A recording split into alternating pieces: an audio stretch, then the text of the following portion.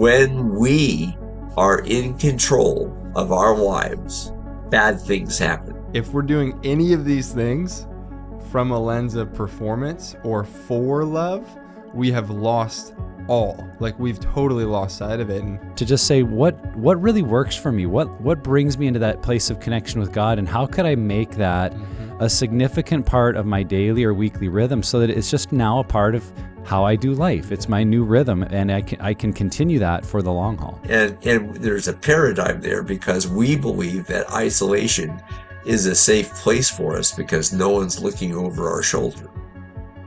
But it's also the place we have the worst boundaries in our life. Hello there, good listener. I'm your host, Nick Stumbo, and you are listening to the Pure Desire Podcast, your biblically based and clinically informed approach to breaking free from compulsive sexual behaviors and healing from betrayal trauma.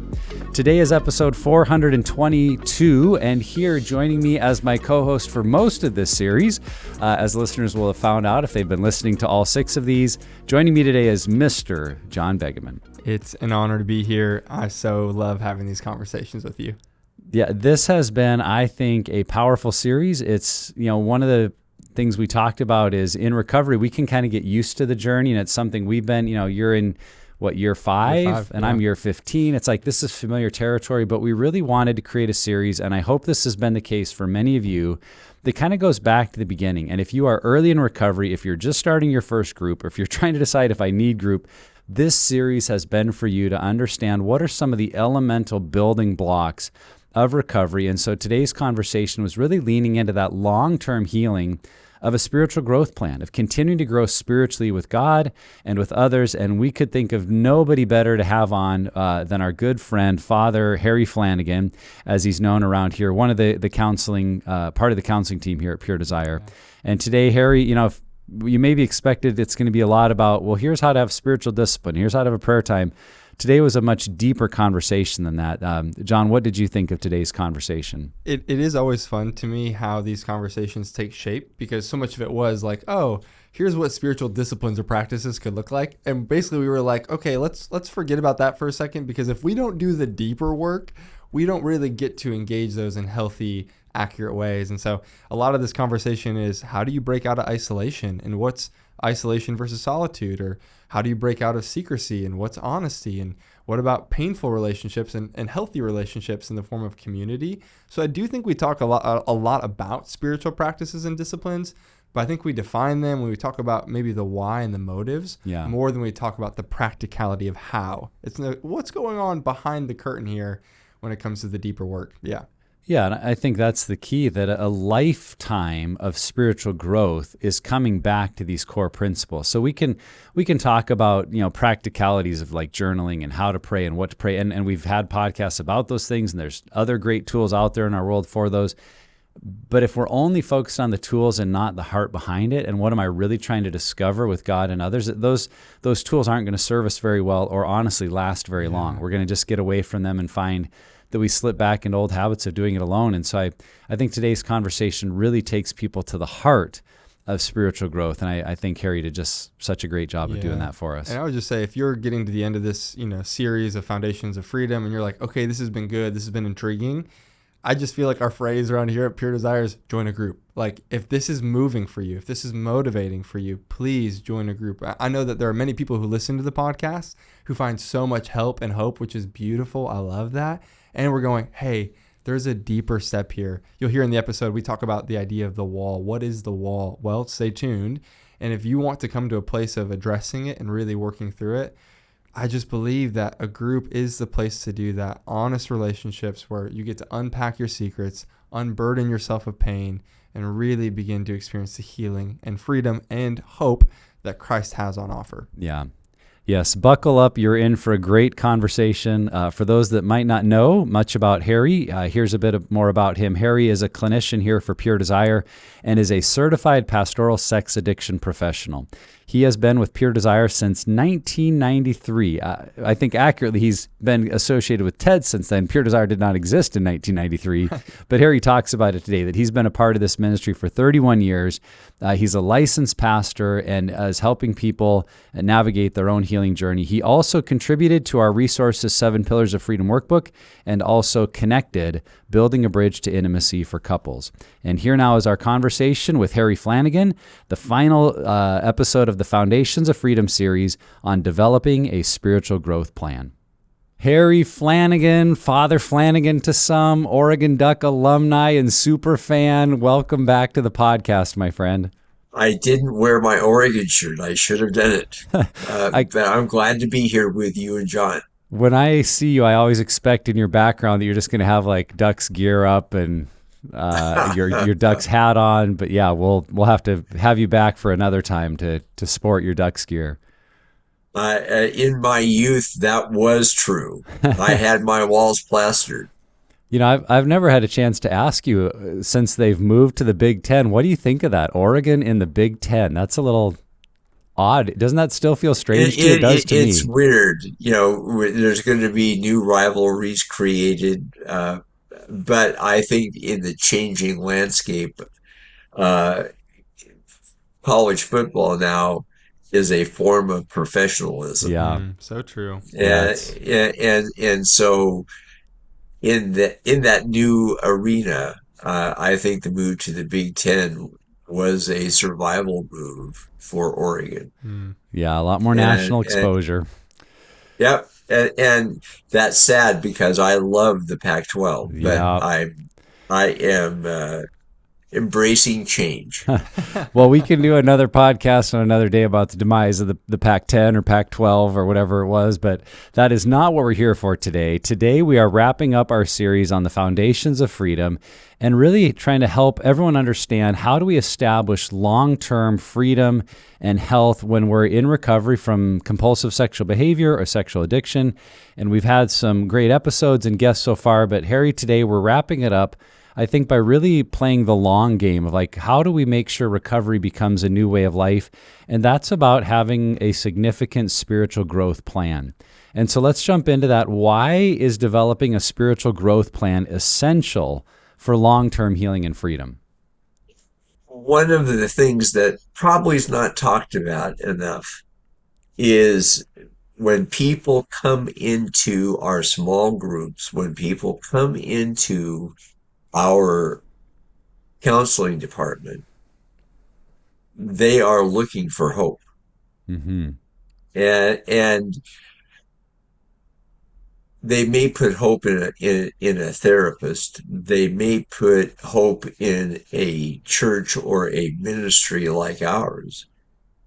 But the therapists that we have, the therapists that across the world that are doing this wonderful work that we have a part of, we're all fallible.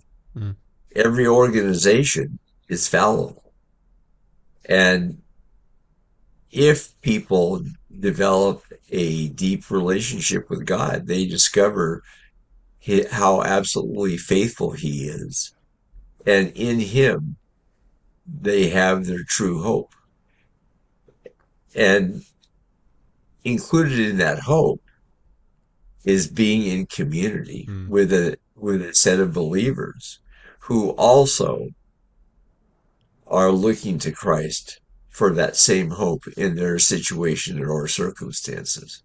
That's so good, Harry. I hear you saying that so often, sometimes a Pure Desire group or getting access to this level of community can be a catalyst of hope, but that ongoing hope is a relationship with Jesus. Like, this is just the beginning. I tell people all the time, like, I think Pure Desire is like a gateway drug.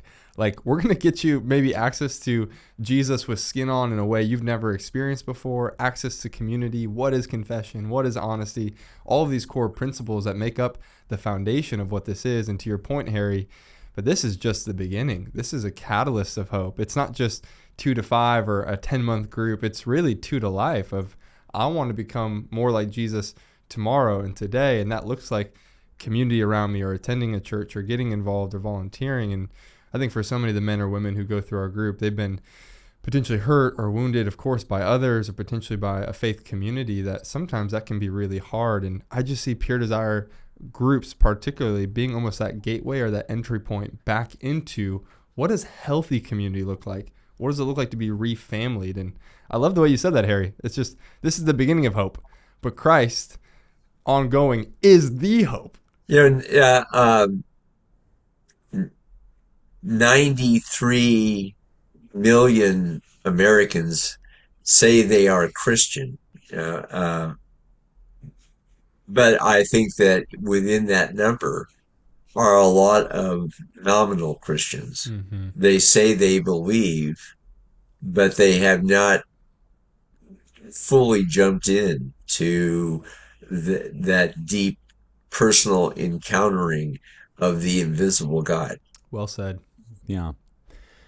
We've said it at other times that the goal of recovery is not sobriety. The goal of recovery is connection, lasting connection with God and others, because that's what led us, the lack of that is what led us into our addiction in the first place. And we've said that early in most of our workbooks, that this is ultimately an attachment and intimacy deficiency or disorder, that because we haven't learned true, meaningful connection where we're known and being known, we reach out for other things that supply some of that feel in a very artificial way. And so lasting change and recovery isn't just, can I avoid that bad behavior, but it's, have I created that level of connection with God and others that does sustain me and that I no longer need to go down those old paths to find something else because I've found what I was created for, what I was made for. I don't know if I like how much I get like teary-eyed. Like even now I'm like getting teary-eyed. I'm like, we're just starting this episode. But I don't know about you, Harry or Nick, as you guys got into group or got to experience some of PD. But for me, I'm like, I went from maybe addiction or coping with unwanted behaviors like masturbation or pornography use to like finding myself almost addicted. That's probably not the right word, but like now engaging this pattern of honesty and confession and phone calls. Like the year after I got through my first group, the community that I was a part of, the interns that I was working with at Cru or Campus Crusade for Christ headquarters, they literally were like, John's always on the phone. They made an acronym for my name, just on the phone, using different letters of my name. Like, that's how they knew me. I was like, I'd enter rooms on the phone, I'd leave rooms on the phone. And I'm not saying that's always healthy, but I was often checking in or calling somebody. Like, I was getting reattached, reconnected to the right thing, not isolating behaviors of masturbation or pornography, but honest and confessional behaviors of phone calls and checking in with others. And that became like something I craved. Like I wanted to be known and seen. And just, Harry, I'm curious for you, as you've watched people go through the counseling process and watched people go through group, what do you find are some ongoing rhythms of a spiritual growth plan? Are there structures or rhythms that you typically encourage people to continue to pursue as they follow Jesus? John, in 1 Corinthians 13, the first 3 verses tell us that if our motivation isn't coming out of the love of God, those acts are valueless. And one of the things, and especially John has heard from me, Nick, is that I really espouse that our value does not come from our performance. Our value comes from the great work of Christ. Titus chapter 3, verses 4 through 7 tell us that it's his mercy and his grace that gets us through, not our righteous or works or our attempts to do righteous works. But we come from a culture, a clan here in America that teaches our value is based on how well we perform. And so people come into groups, men and women come into groups, and they carry shame because of either what they've done, what their spouse has done. The message is, I'm not enough.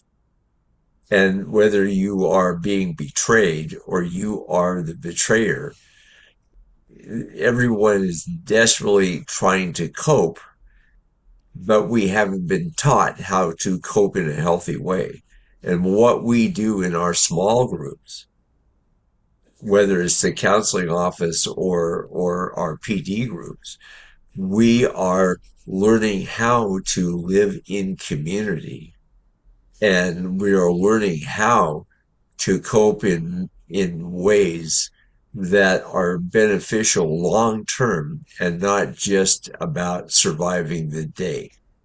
Yeah, I think that's what we're talking about in this podcast, the idea that this is a new way of life. This will become my new normal. This is how I continue to grow in relationship with God and others. And as we're talking about a spiritual growth plan, I think that's a big part of it, is maybe even a willingness to reject what we think of as being the normal. Like, well, this is how you're supposed to do devotions, or this is what, your life with Christ is supposed to look like. And you may have an image from, maybe it's the painting of the old man praying over his bowl of soup and bread, and it's like there's this serene kind of thing I'm supposed to have, and maybe that's not you. I mean, if it is, that's awesome. Do your devotions with soup, but there may be things for you that it's being out in nature. Maybe it's a particular place in your house that just feels like that's my spot. That's where I go. Maybe it's another person that really is a part of your spiritual rhythms and connecting regularly with them for prayer and Bible study. Maybe it's a certain song that you listen to, or a kind of song, all sorts of things that help us really connect with God in a meaningful way, and it becomes unique to us. And I think that's a big part of recovery, is finding what brings our spirit alive, what brings us to a place that we feel more connected to God. We long to be in His presence, because if we're just doing it because, well, everybody says this, I should read my Bible for this long, and then I'm supposed to journal for this long, and then I'm supposed to pray for this long. And again, if that works for you, do it. But I think for many people, it's discovering that there are other rhythms. There are things that feed my soul that I could see myself doing year in and year out. That's what we're searching for. And so I think that's the starting place for me as I think about that question, is to just say, what really works for me? What brings me into that place of connection with God? And how could I make that a significant part of my daily or weekly rhythm, so that it's just now a part of how I do life? Yeah. It's my new rhythm, and I can continue that for the long haul. It's so good. And Harry, what I heard you say was that if we're doing any of these things from a lens of performance or for love, we have lost all. Like, we've totally lost sight of it. And Harry, I don't know if I got to share this with you, but recently, within the last year, there was a moment where I realized, I'm like, I think I've spent the entirety of my Christian life. I was literally 26 when I discovered this. And the reality is, it's still in me, Harry. I don't know how to get it out. But I realized that I think I've spent the majority of my life worshiping this gold chain addiction that our friend says, of doing something great for God, right? There's the key word, for, rather than from. Like, if I do enough, if I have enough spiritual rhythms or disciplines, or if I'm generous enough or hospitable enough or live in community enough or pray enough or do enough, whatever religious things, then God will love me. And I'm like, that is so backwards. That is not the gospel. Like, the gospel is, I am so loved that I get to live from it. Like, from love, I've experienced the presence and the love of Christ, and now hopefully it's just spilling over. Of like, I can't tell people enough about how I'm loved, living from it and not for it. And Harry, like, I literally started crying a year ago. I'm like, I feel like my entire Christian life, I have been that kid striving with this sense of performance. To your point, it's built into our culture. It's built into our churches. I grew up as an Awana kid. How many verses can you memorize? Can you ascend the ladder of performance? Can you memorize enough and go through all the books? Like, that was just my paradigm. I have to perform for God. And I think that is so counter to the core message of the gospel. Absolutely, absolutely, John. And that performance base will lead you into hypocrisy. The word out of the Greek that Jesus used, that we translate hypocrites, literally means an actor who wears a mask. And that mask is not just an external mask, it's how we want to perceive ourselves. And we deny or minimize the truth, because if we believe in value by performance, it's not okay to not perform well enough. And it is so emotionally draining. And your dependency is not on God, but now becomes dependency on my ability to navigate a situation or circumstance. I love what Fuller Theological Seminary put out years ago, a model for discipleship. And there are 6 stages to it. Actually, I think 7, but they call it 6. Number 1, we say yes to Christ. We make a commitment to Christ.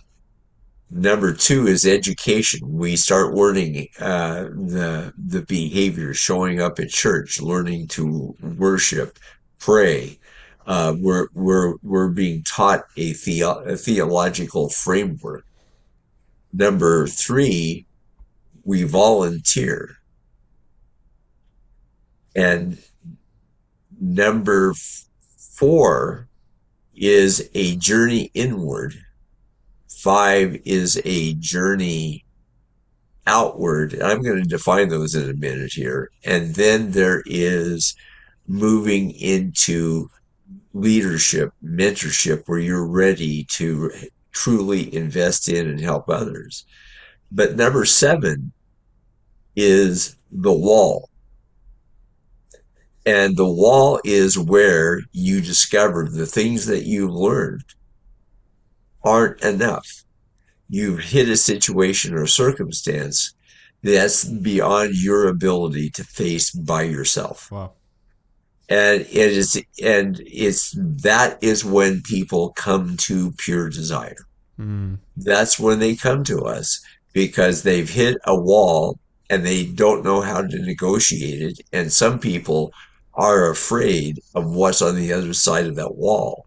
They don't want to do a journey inward because they are going to be exposed to our destructive coping behaviors, to challenging our belief systems, and we would rather find a painless way to move forward in life. But none of us come out of childhood without some form of injury, some form of loss, some form maybe of trauma.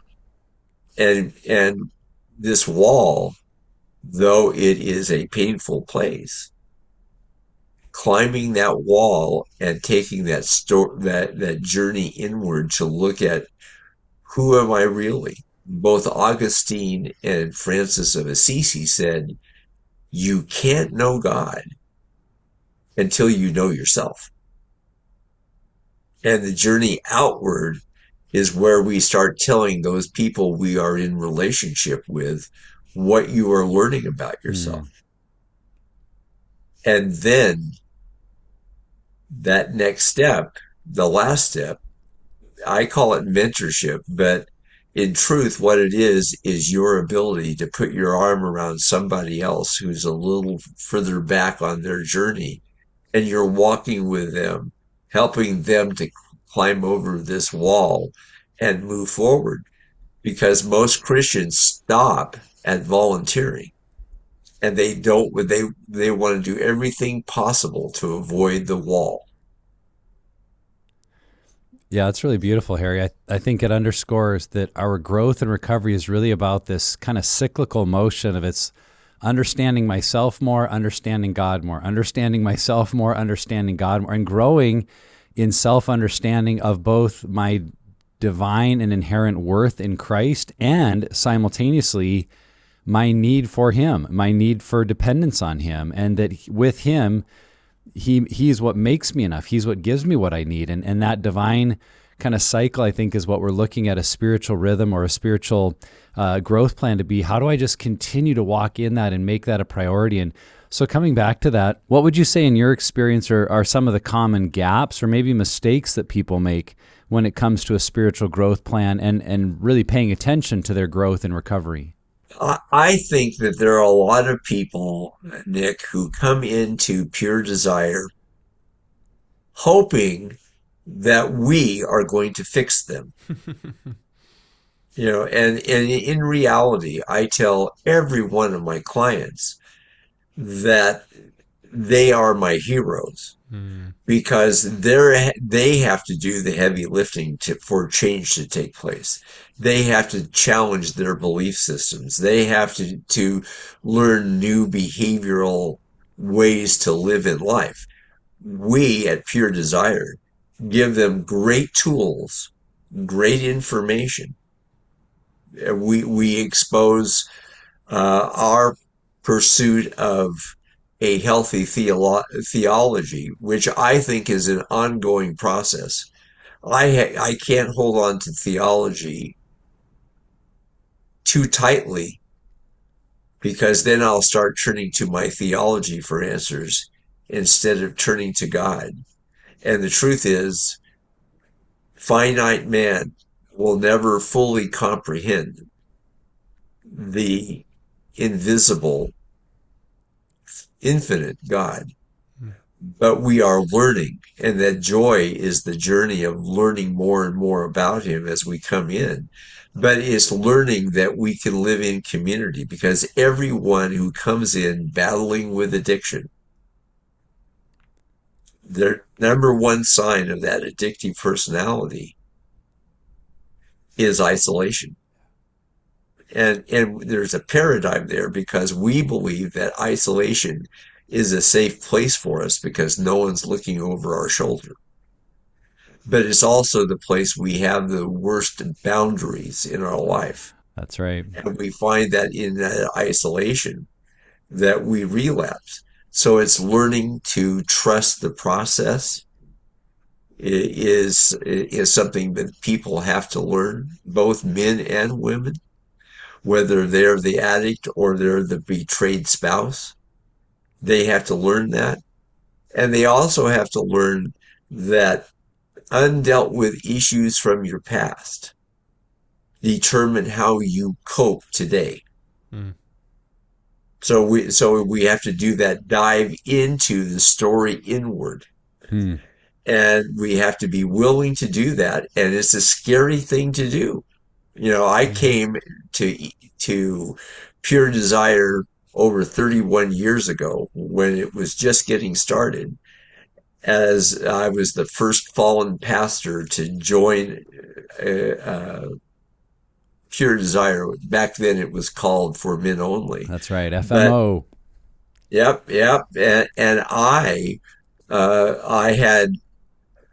I think I had a decent theology. I was willing to do the volunteer work. I had said yes to Christ, but my life was a catastrophe. And I had to have that journey inward, and we have to be willing to do that journey inward for true change, permanent change to take place. And Harry, in that, I hear you talking about, I mean, the question is kind of back to this idea of gaps in our spiritual rhythms or discipleship. And what I hear you saying, Harry, is like so many people will never go on a journey inward, unfortunately never find the journey outward, unfortunately never step into leadership or mentorship because they don't want to face the wall. And even as I lead guys in group, I think so often they begin to identify the wall. They're like, yep, that's it. I can't overcome that painful moment with my mom. I'll never reconcile with her.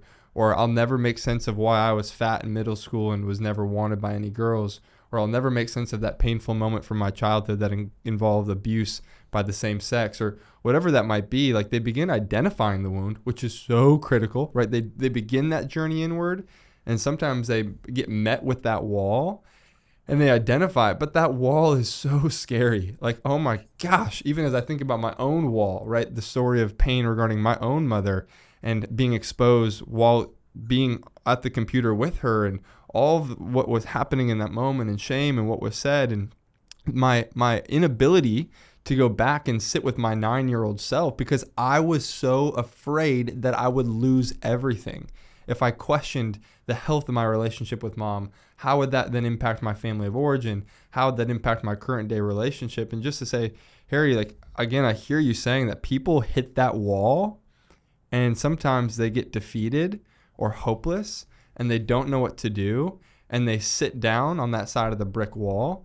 And my heart just breaks because I know what that feels like. I've been to that wall not knowing what to do. And I think I'm so grateful for the language in the New Testament that talks about the power of God or the power of Christ or the power of the Holy Spirit. And the Greek word literally being like dynamo.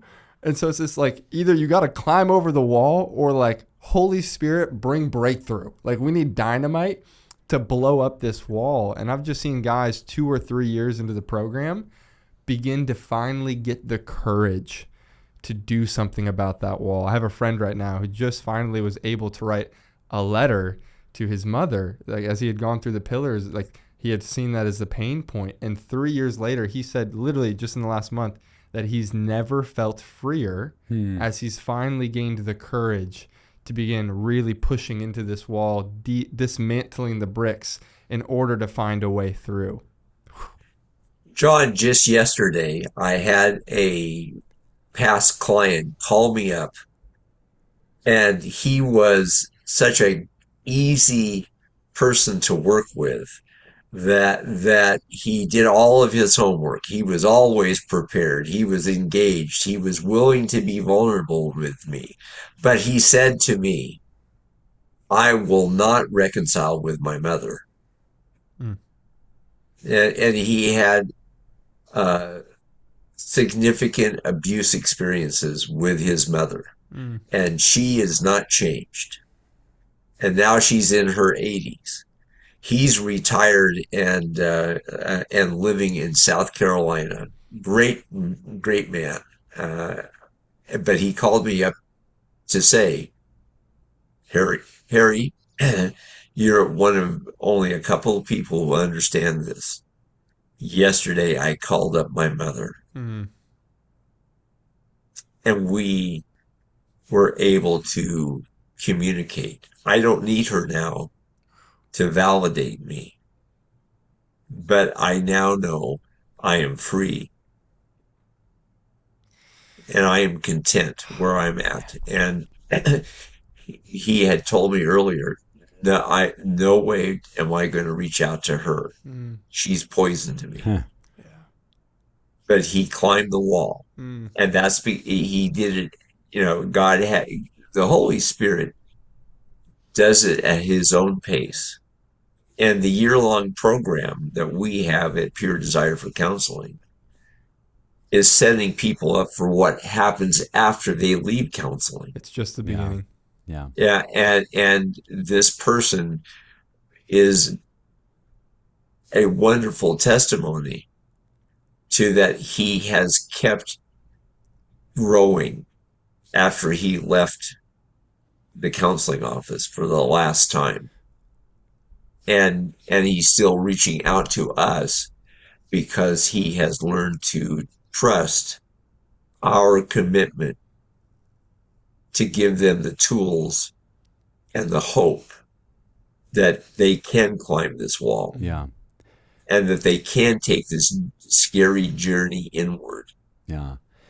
I think what you're go ahead, Dick. No, finish that thought.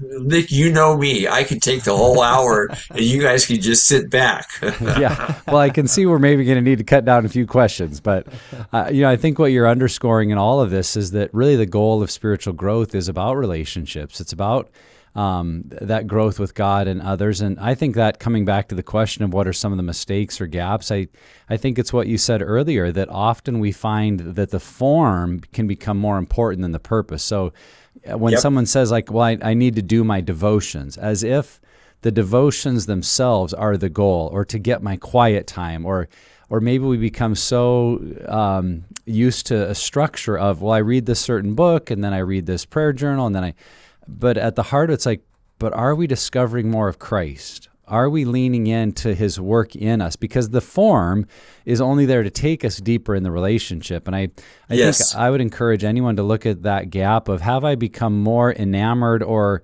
accustomed to the form itself than actually the purpose, which is to lead me deeper in to that relationship with Christ that then leads me deeper out in relationship with others. And if that's not happening, I need to reevaluate the form, because the form itself is again, not the point. So I think if we feel our rhythm is leading us deeper into relationship, then we've really discovered something that can create that lasting change in our lives. I love that, Nick, and I would go further. One area that is of great interest to me is attachment theory. And when we take our SDIs or passed for the offended spouse, um, they do an attachment piece towards the back of the testing. And our attachment style is determined in the first year of our life. And if we don't understand why we function the way we function, we will continue to allow that attachment style to determine how we interact. And there are four general categories to attachment style. Secure attachment, which about 60% of the American population test out as secure. Then there is ambivalent attachment, where when there's a disconnection from an important person, we find anxiety rising in us. And that's me. That's certainly where I function. But my wife, Debbie, is avoidant. And then there's another category of fearful avoidant, or chaotic or disorganized attachment. But in all of those, we can create secure attachments, but it requires us to do things that feel uncomfortable at first. And that gets to vulnerability, or what I have called vulnerable transparency. That we, on the journey out, is when we expose not only our strengths, but our weaknesses to the people who deserve to hear our story. And we, at that point in time, begin to learn that it is safe to trust. And trusting imperfect people in a small group, trusting counselors, strangers who are asking you to bare your soul. Learning to trust is a hard journey, but it is a journey that must take place if you want to get rid of the chains that are holding you back. And it's trusting the invisible God. That when you don't see him at work in your life, you are exercising your faith to believe that you may not be seeing what he's doing, but he's up to something in your life, and it is always for the best. I remember how much of a kick of the pants when I read recovery is simply defined as trusting God again in the Genesis process. I'm like, no, are you kidding me? Like, it's that simple. But I'm also like, God, like, that is so hard, learning to trust God and others, because I think that is the fundamental break of relationship, whether that's from 0 to 1 that forms our attachment, or in other relationships. I remember somebody once saying all addicted or struggling spouses, or just people in general, at one point were betrayed. Their trust was broken. Something went awry in their storyline that then led them to cope. And Harry, that leads us so well into the next question, which just says that a part of our spiritual growth plan is integrating people, which can be the hardest, scariest thing, because it's hard to trust. And sometimes that looks like a disclosure process, whether that's to our spouse, to children, to family members. And just as a counselor here at Pure Desire, we'd love to ask you, why is disclosure such an important facet to our recovery? In our what Michael Dye calls protective personalities, protective personalities are actually what you learned emotionally in your attachment style in that first year of your life to self-protect, based primarily on how much nurturing you received as a child. And each of those categories I just mentioned a few minutes ago are based on either the lack of nurturing or the amount of nurturing you receive that first year of your life. And trusting it is so key to what we do, but it begins with our being able to admit that when we are in control of our lives, bad things happen. You know, it's our learning to live with the guidance and leadership of the Holy Spirit. And that may be too religious for some who are listening today, but it is that God reaches out to you, and his promise is that he's going to guide and lead you into all truth. The battle is that when men and women come into pure desire, they are preoccupied with their circumstances, and they are trying to cope with these circumstances, which is really the wall.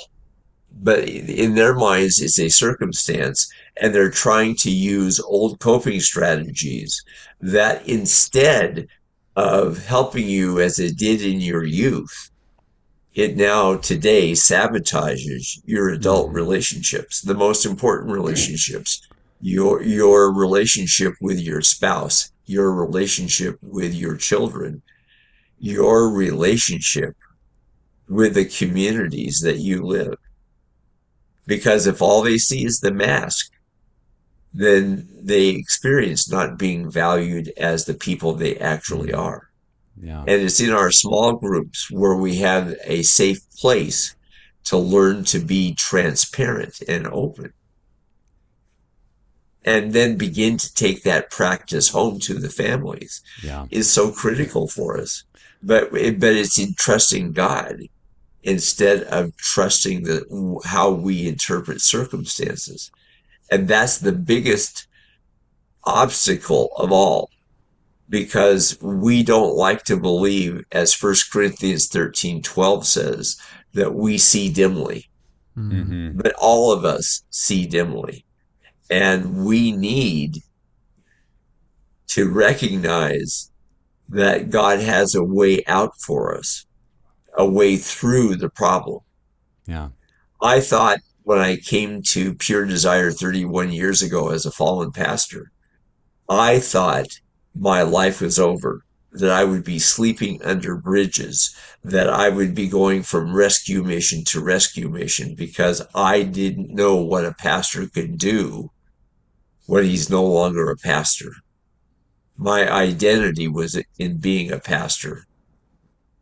And it was only after I crawled over the wall, very slowly, by the way, when I crawled over that wall and began my healing journey, that I rediscovered that God had been with me the whole time, that he had been setting up situations and circumstances that I thought were dark and painful to lead me to a healthy place. In fact, when my sin was exposed, my addiction was exposed, one of my mentors said to me, "Harry, you're in a hellish place right now, and you haven't been in such a good place in a long time." You know, that sounds oddly familiar. Like I've read that in the 7 Pillars of Freedom workbook kidding. 500 or 600 times. But it's so true. It's that place of brokenness that often finally gives us the courage to be real. And that's what's needed. I go back to what you said earlier about isolation. Isolation has become that place of comfort where we think falsely, but we think we're safe. And it just reminds me every time of Genesis 3. It's the covering up with the fig leaves. It's hiding behind the bushes and thinking, I can't be seen, I can't be known. But God is the gracious Father that walks in and invites us to be seen, and to find out that that place is not terrifying or horrible, but it's a place we encounter him. And so the goal here is moving in our spiritual growth plan is really continue to come out of that place of isolation and hiding and live in a place of being known by God and others, and without disclosure, without being real with our spouse, being real with our kids about the journey we're on, being real with, a circle of friends, our small group. And that doesn't mean, I say this all the time, it doesn't mean everybody needs to know everything all the time. We don't just have to live, this wide open public lifestyle, but with the people that are close to us, being real, being known is what creates that new normal, that new way of life that I think perpetuates spiritual growth, because we're not living in hiding. So important that we come to those places, and it can be incredibly painful, and it can take us time. And I think we're constantly battling that old voice that says, no, just hide, just isolate. It's safer over here. And in wisdom, we have to say, you know what? I'm not healthy over there. I'm not a better version of me. It gets much, much worse. I'm going to stay in this place of being known, because that's where life is at, and that's where growth is at. So Nick, for people just listening who have not, they're just being exposed to our work at Pure Desire, I would want to define isolation.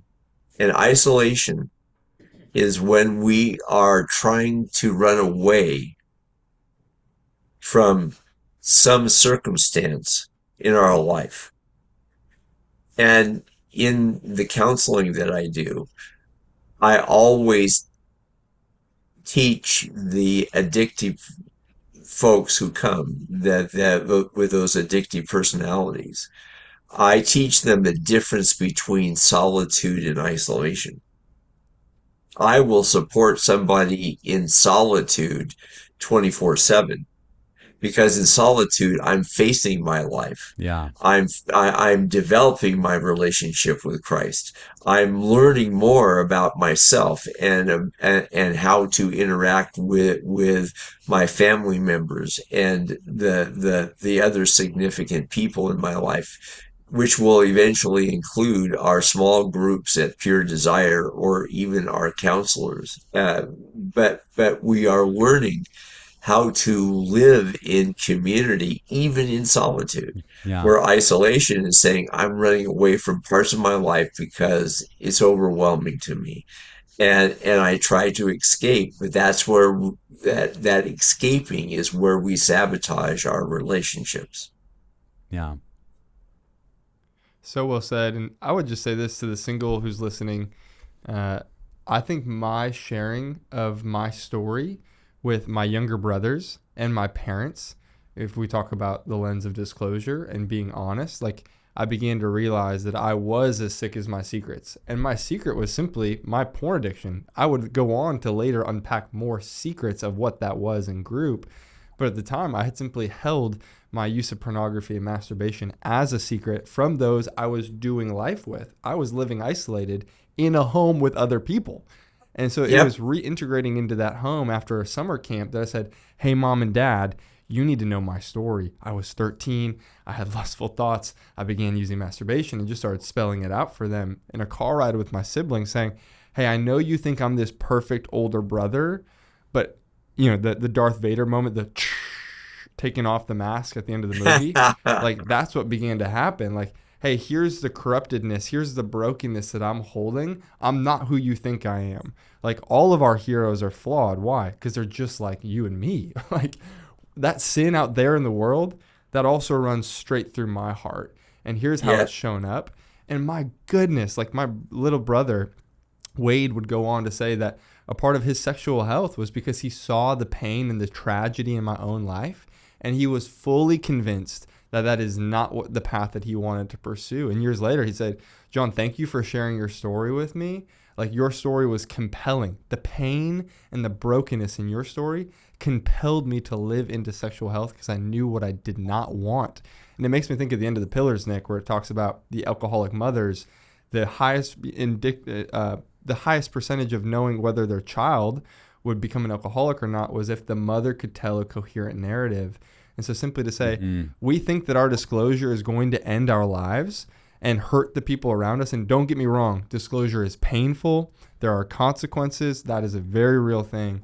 And I think it is often in the disclosure process that when we bring the truth, even the truth of pain and secrecy and addiction into the light, it can actually, what looks like death, and it will feel like death in the moment, I think in the long haul can recreate everything you've ever wanted. Yeah. But it has to look like death first. Yeah. Well, no one ever said it would be easy, but things yeah, worth doing rarely are. Yeah, absolutely. And that is part of the wall. John, you did a great job of describing that.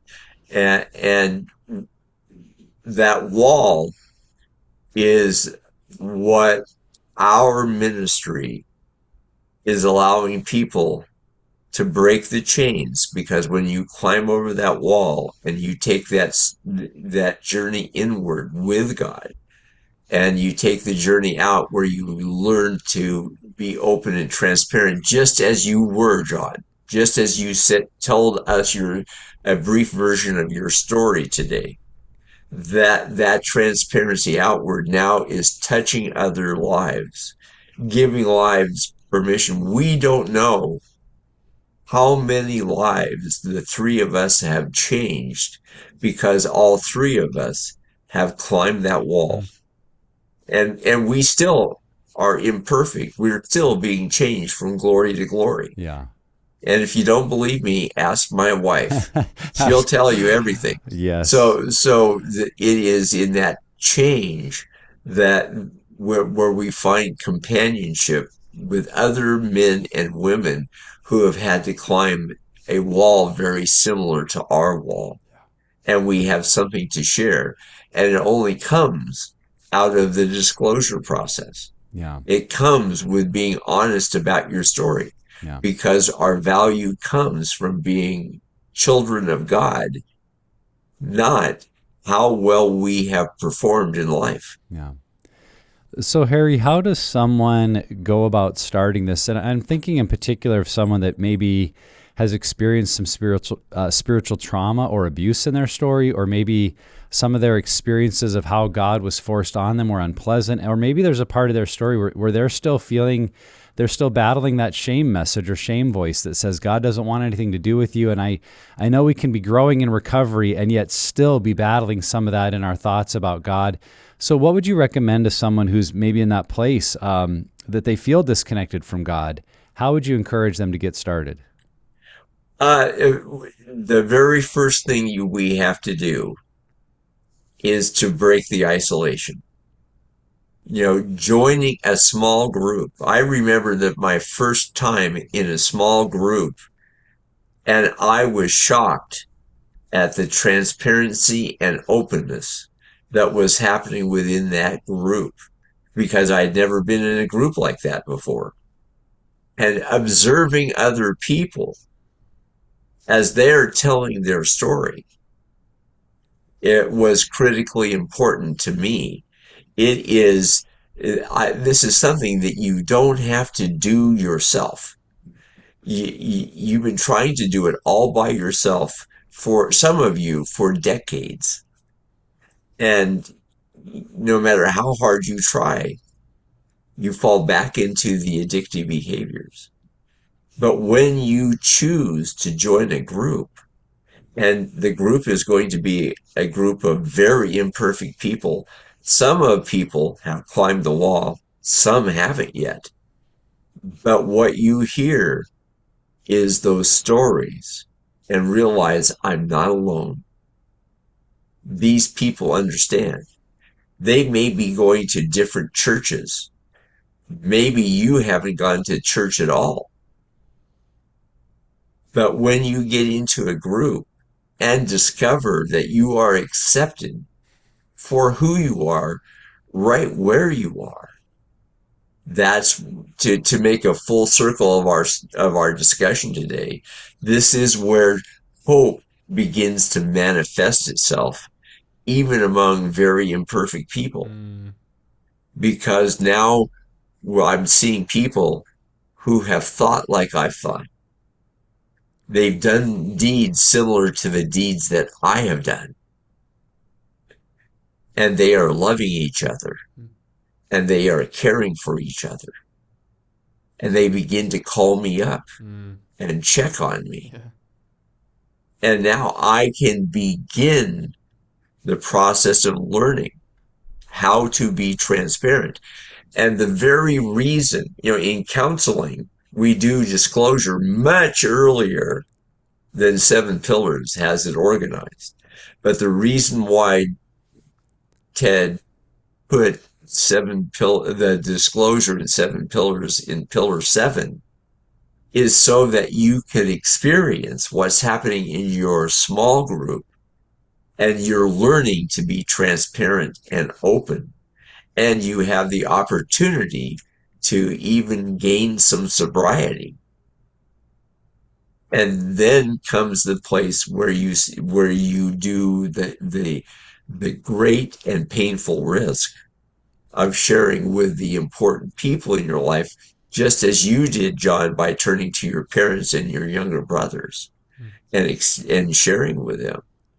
And it's in that process that hope comes. And when you've been spiritually abused because of the theology of the church you attended, the brokenness in your own family, it's in a new community where you're seeing different approaches to the Christian walk, different approaches to facing the pain, and discovering that even in the midst of your brokenness, even in all of your failings, in the true kingdom of God, you are loved as you are, and that you don't have to earn his love or our love, that it comes out of the grace and the mercy of God. Again, I would go back to Titus chapter 3, verses 4 through 7, where it is wonderfully, Paul speaks wonderfully into that. So the goal is that you begin to have hope. Because if you look into the future and you only see hopelessness, why try? But it's where we have hope that we have the opportunity to really engage in the true process of change. And it comes in community. Even in your solitude, it's the community around you that is supporting you as you learn this new way of life. Mm-hmm.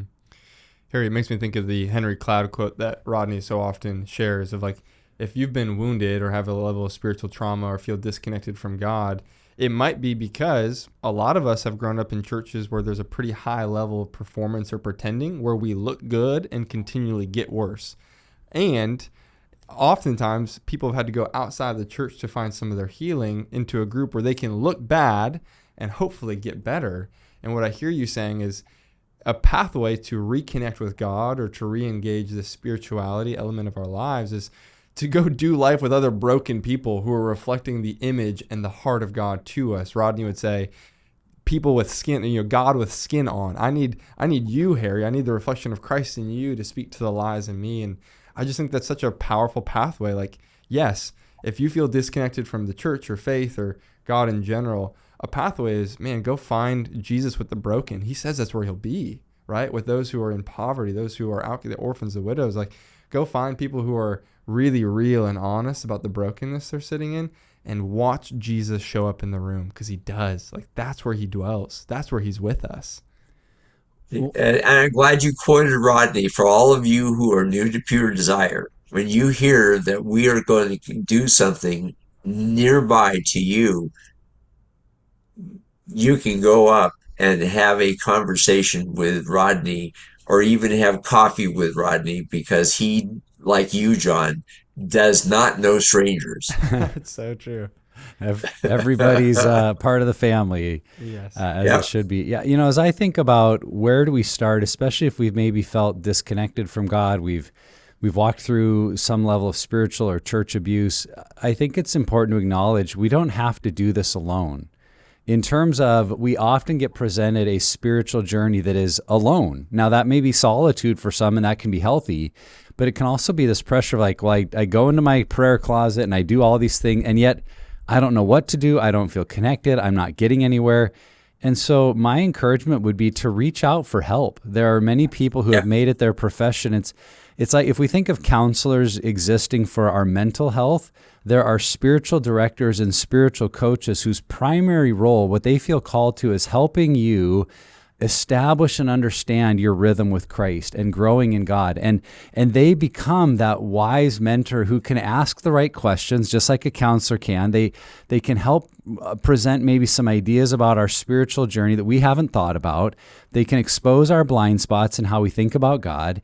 And I know in my own life it started with my Pure Desire journey, 15 years. I've had a spiritual director who's really helped me understand the things I'm not understanding very well about where I'm at with Christ. And he's been a tremendous part of helping me unravel that performance mindset that I have, even in my relationship with God, and helping me see that God doesn't need my performance. He doesn't need me to do it right, that there is a relationship that is growing there because someone else is able to provide that input. And so I would just encourage you, if you're listening and you feel kind of stuck or feel like you've tried a lot of the traditional Christian things to grow your walk with Christ and you just feel like you're not getting anywhere, like, you don't have to do this alone. Reach out, find a spiritual mentor, a director, a friend that can really encourage you in that walk, because yes, there are aspects of our relationship with God that are between him and us alone, and no one else can do it for us. But there are so many pieces where we really need to see our relationship with God as maybe being the outcome of community, the outcome of friendship, the outcome of other relationships we have that give us a right understanding of our relationship with God, so that we're not just trying to walk alone in an area where we really might need some support or encouragement. And Nick, don't you just love and hate those people? Like, they say the best things and the worst things. It's like, I can't believe you just said that to me. And they're like, but keep saying it. It's like, this is so painful. Like, Harry, I remember so many conversations with you where I'm like, did Harry just say that to me? I can't believe he just said that to me. But it's also like, oh my goodness, like, there's a level of pain or reality that sometimes they can bring that's just like, I would have never thought about that. Yeah. They kick your paradigm, they break it down, they build it back up. And man, we need honest, compassionate truth tellers. I'm not trying to scare somebody away from that space. I'm just saying that space is where life gets real, rubber hits the road, and you're like, I think you just slapped me, but it was the kindest slap to the face I've ever received. Well, Harry, you have given us many, many points of thought today, things for people to wrestle with. For those who maybe tuned in and thought, okay, they're just going to give me a ABC spiritual growth plan. What they got today was a very deep conversation about how we grow with Christ and others. And we're so thankful for you and the wisdom you bring. And so as we wrap up today, I guess I want to just kind of lob you the softball of what would you say to someone who's looking to create a new spiritual rhythm and have it be a new way of life, this ongoing healing and freedom that we talk about. What would you encourage someone with as we wrap up today? What comes to mind for you, Harry? When I disclosed, I thought my life was over. But what I did not realize, on the most painful day of my life, it was the beginning of my journey. And I would tell everyone that here I am, 74 years old now. I am in a wheelchair because of a disease, but I would tell you the last 31 years have been the best 31 years of my life.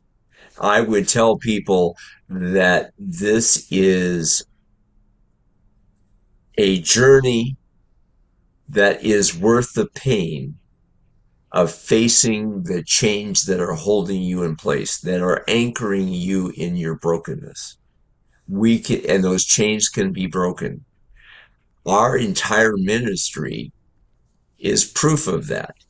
But I also want everyone to write down August 5th, 2025, because Nick, you just gave an idea to all of us that maybe we need a second counseling department that is spiritual directors. That maybe this is the follow-up to going through our year-long counseling program, or our 9-month program going through our small groups. because I think you're absolutely right, Nick. We all need someone Yeah. to mentor us. And those are the people who have gone through all 7 stages of discipleship. Yeah. And they are there to walk with you. They're not going to direct you. They're going to walk with you and help equip you for your journey. Yeah. Amen. John, any final thoughts from you as we wrap up? Just a ton of gratitude. I wrote down this earlier, but Harry, I don't know if you've ever seen this. There's a lot of F's that seemingly are identifying words of you, and I just want to read this back to you. You were a fallen pastor that then crawled over the wall and somehow became the foundation of Pure Desire. How cool is that? A fallen pastor became the foundation of Pure Desire. You then in the journey became a father to so many men, including anybody who's gone through the pillars because they've been impacted by your voice. Like Nick and I said earlier, we've heard that before. You then became a father, and you are now becoming a fossil, in your own words, not trying to be disrespectful. You said that, fossil Flanagan. And you are now a fossil that tells the story and the history of the redemptive power of Christ in and through the work here at Pure Desire. And so, Harry, just to say thank you, like, if somebody listens to this episode, I think they just got like a free, 3 months of Pure Desire counseling because they just heard some of the best of Harry Flanagan. And so fallen pastor, foundation, father, fossil, whatever it is, Harry, you are a gift to the world. And I just want to say thank you for everything we've talked about today. To your point, Harry, you've been through. This is your story. You're not talking about, abstract ideas. This is your lived experience. And you have become the wounded healer that has helped so many other people crawl over the wall because you went first. So thank you for choosing to say yes to that painful day. That's become the best. I agree with your words. The journey is worth the pain. Yeah. Yeah. John, you're gracious. Thank you very much. Yeah, you're welcome. I think the thing I'd say as we wrap up is don't be afraid to fail. That much like a marriage relationship, one of the things I've said to married couples is you've got a lifetime to figure this out. Don't panic if this month isn't going so well. And when we think about our spiritual journey and growth with Christ, like if tomorrow we're working on something and it's not really working for us, like, all right, try something else. Talk to someone new, like take another step because you've got a lifetime to figure this out. And don't get so caught up in, well, what I'm doing isn't working. Like, okay, keep trying, keep failing. And it actually, I think as you experiment with your relationship with Christ and you try new things, you read new books, you engage in new spiritual practices, some things are going to work and click. And even in the failing, you're actually going to find that you're moving forward because you're looking to have a dynamic, growing relationship with Christ. And just like in any relationship, it doesn't look the same this year as it will in 5 years or 10 years. Like it continues to change because it's a relationship, not just a practice. And so I think if we're open to that, we're open to inviting other people in and following many of these things Harry's talked about today, we'll continue to grow and find that recovery becomes a way of life and not just a season that we were in. So Harry, we love having you on. We appreciate you. Thanks for all the wisdom and insights that you brought to us today. Yeah, thank you, Harry. I love you both too. And thanks for the opportunity to be with you today. Amen. Love you, Harry. Well, if you're a fan of the content, if today's show meant something to you, please subscribe, share it with somebody, give us a like, write us a review. All of these are ways not just to make us feel good, although I would say that they kind of do make us feel good. But no, really, the main point is it helps other people find this life-giving content because it gives it visibility, and maybe your comment or your review will be what catches someone else's eye and gets them going in their healing journey. And if you want more information about Pure Desire groups, resources, or counseling, finding our team like great people like Harry Flanagan, you can visit us at puredesire.org. Again, that's puredesire.org. Journey on, my friends. You are not alone.